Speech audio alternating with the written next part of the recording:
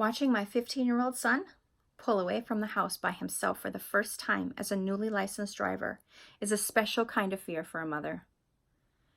He is the fourth of my 5 children to get their driver's license, and it doesn't get any easier for me. I'm going to ask you a question, and if you can answer yes to this question, raise your hand and pat yourself on the back. However, if you are among the ones that cannot, do not fear judgment. This group also includes me. All right, how many of you have set aside time to get back in the car and continue driving lessons even after your teen has obtained their driver's license? As I suspected, not many of us.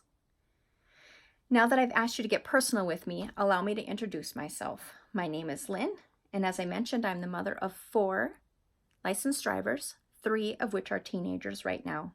And my 15-year-old son, Joey, just got his driver's license yesterday.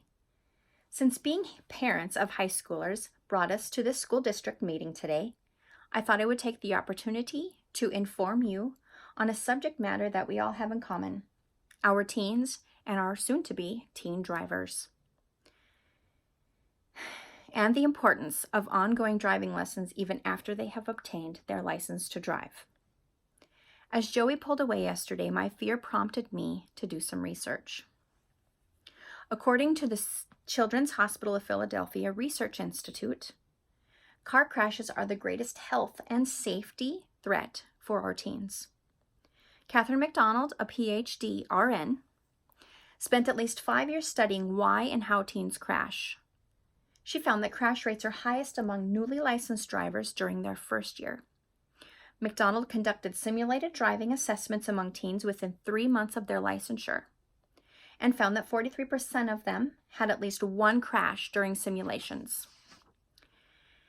Her study suggests that most crashes involved crucial errors including speeding, inadequate braking, and not scanning for hazards at intersections. Before we get into more dismal statistics, allow me to mention some encouraging findings. McDonald's study revealed that 50% of these teens drove safely, made few errors, and avoided potential crashes in the simulations. Now back to those dismal stats I had mentioned, which will further drive home the need for further teaching. According to the CDC, 6 teens between the ages of 16 and 19 will die every day in injuries sustained to a motor vehicle accident. Recognizing that these deaths are preventable, the CDC has introduced the Parents Are the Key campaign. The campaign provides resources for parents such as the Parent-Teen Driving Agreement, which can be found at www.cdc.gov/Parents Are the Key. And I'm going to show you what that looks like, and I will pass this around. On the front, first page is just a checklist. It goes through the things that your teen promises to take seriously now that they've got their driver's license. The second page includes restrictions that you're going to set aside for your teen, and then penalties for violating the things on this agreement. So, for example, one thing we're going to put on our agreement is that he's not going to have a backseat passenger, for at least the first couple thousand miles. Because that backseat passenger is distracting.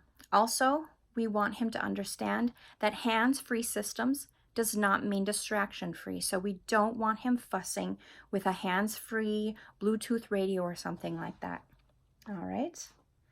Additional parent resources offered by the CDC's Parents Are the Key campaign include the 8 danger zones, which can also be found on the CDC website. These 8 crash zones further reinforce McDonald's claim that most crashes will happen during a teen's first year of driving. And I will show you that. And this is, like I said, also on the CDC website. It's a nice printable poster. The very first one mentions driver inexperience. And then this sheet also has tips for parents, what you can do to drive home the importance of making sure you're familiar with these 8 danger zones. So also recognizing that young drivers are most vulnerable is the North Dakota Safety Council, which offers the Alive at 25 course. While driver's education courses focus on road handling and driving laws, Alive at 25 focuses on driver judgment and decision making while providing tools for making positive choices. So as you can see, we are not helpless. We can climb back in the passenger seat and guide them through this first dangerous year. I can think of a few examples when a license is required, but that does not mean the learning stops. I am not only a mother, I'm a registered nurse, licensed to practice in the state of North Dakota. My learning did not end with my licensure. For the safety of my patients, the state and my employer ensure that I continue to learn every day.